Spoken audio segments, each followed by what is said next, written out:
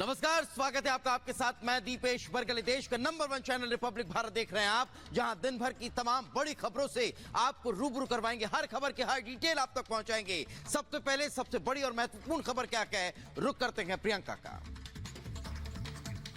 Good morning, नमस्कार। मैं हूं आपके साथ प्रियंका शर्मा। रिपब्लिक भारत में आप सभी का बहुत स्वागत है। बड़ी खबर बिहार के सीतामढ़ी से है, जहां पर महिला की पिटाई का मामला सामने आया। एक वीडियो वायरल होती है। इस खबर को विस्तार से गायत्री आपको बताएंगी।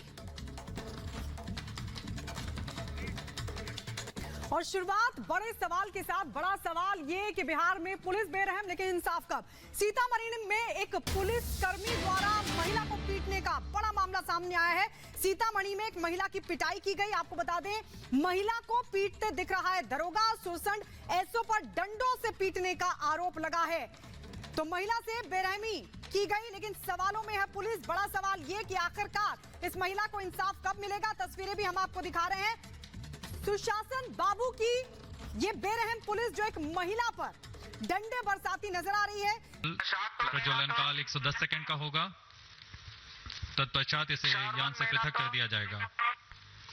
Charge tracking station currently tracking the flight. Ground lead strap on separated. दोनों स्ट्रेपॉन्स को यान से पृथक कर दिया गया है तथा कोर बूस्टर अभी भी प्रज्वलित है। Presently, the core S139 motor alone thrusting. The strap-ons have been separated. Normal. This stage will carry the rocket to 57 kilometers altitude and add 1.6 kilometers per second as a relative velocity. इस घटनाक्रम पे अगला है प्रथम चरण का पृथकन तथा द्वितीय चरण का प्रज्वलन। First stage separated. Second stage engine started. Closed loop guidance initiated.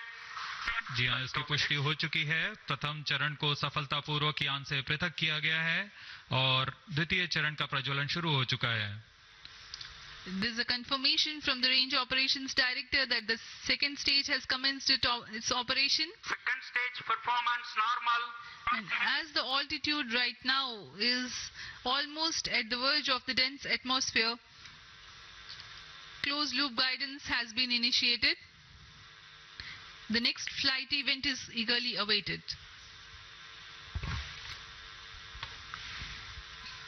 The next flight event is payload fairing separation.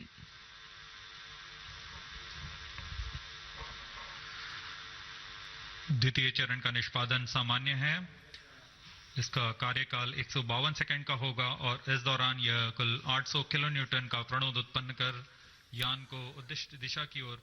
Manish ji, एक सवाल मैं आपसे ये करना चाहूंगा। लॉन्चिंग सफल हुई है, आगे इस मिशन में चैलेंजेस क्या कुछ आ सकते हैं? उन चैलेंजेस के बारे में अगर एक बार आप विस्तार से बता पाए दर्शकों को हमारे। देखिए, एक्चुअली ये PSLV लॉन्च व्हीकल जो है, ये इसकी 60th फ्लाइट है और ये इंडिया का मोस्ट ट्रस्टेड लॉन्च व्हीकल है। तो ज्यादातर जो भी हम मिशंस PSLV से लॉन्च करते हैं तो कुछ खास हमें इसमें कठिनाइयां या डिफिकल्टीज फेस नहीं करनी पड़ती। हाँ, इस मिशन में होगा क्या, मैं थोड़ा सा बता देता हूँ। पहले हम एक्सपोसैट जो सैटेलाइट है उसको रिलीज करेंगे। वो सैटेलाइट का सेपरेशन होगा 4th स्टेज से। तो ज्यादातर क्या होता है, जो 4th स्टेज होती है लॉन्च व्हीकल की, उन 4th स्टेजेस को एक बार सैटेलाइट के अलग हो जाने के बाद उनको डिस्कार्ड कर दिया जाता है, मतलब उनको वहीं स्पेस में छोड़ दिया जाता है।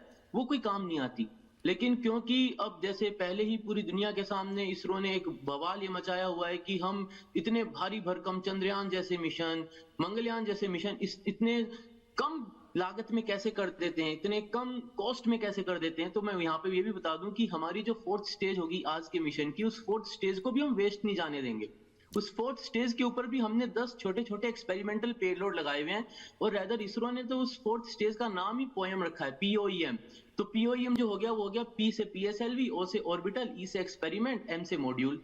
तो ये हो गया हमारा ऑर्बिटल एक्सपेरिमेंटल मॉड्यूल। तो ये भी एक कविता हमने लिख दी है, जहां पर ये पहली बार भी नहीं कर रहे हम, ऐसा हम पहले भी कर चुके हैं। ये पोएम 3 है, यानी 2 बार पहले करा जा चुका है ऐसा, जहां पर PSLV के लॉन्च के बाद उसकी जो 4th स्टेज है, जो ज्यादातर दुनिया के स्पेस फेयरिंग नेशन वेस्ट कर देते हैं, हम उसको भी यूज करेंगे। उसके ऊपर 10 एक्सपेरिमेंटल पेलोड लगे हुए हैं, जहां पर हम वो छोटे छोटे पेलोड से जो चेक करेंगे। जैसे एक पेलोड उसके ऊपर है फ्यूल सेल का, अब फ्यूल सेल का पेलोड हमें क्या इंडिकेट कर रहा है? तो फ्यूल सेल का पेलोड हमें ये बता रहा है कि इसरो तैयारी कर रहा है आगे आने वाले भविष्य के मिशंस की। क्यों? क्योंकि अगर हम गगनयान की क्रू मॉड्यूल की बात करें, अभी काफी चर्चा में था ECLSS, कोई दुनिया का देश नहीं दे रहा है, हमें खुद बनाना पड़ेगा। तो ECLSS जब हमें बनाना पड़ेगा तो वहां पर एस्ट्रोनॉट्स के लिए हमें पानी और ऑक्सीजन चाहिएगा। तो होता क्या, या तो ऑक्सीजन हम धरती से कैरी करते हैं और पानी ऑन बोर्ड बनाते हैं। फ्यूल सेल जो है वो उसी टेक्निक को चेक करने की बात हो रही है, क्योंकि फ्यूल सेल जो है वो बिजली बनाता है, लेकिन उसका जो बाई प्रोडक्ट, जो वेस्ट उससे निकलता है, वो पानी होता है जो पीने के काम आता है। ऐसा किया गया था अपोलो मिशंस में, तो अब उसको भी टेस्ट कर लेंगे हम। तो ऐसे और भी छोटे मोटे काफी हम जो 10 पेलोड्स हैं उनको ये टेस्ट करने वाले हैं, जो है 4th स्टेज के ऊपर। लेकिन वो उसी ऑर्बिट में नहीं रह सकता जिस ऑर्बिट में हमने एक्सपोसेट को छोड़ा है।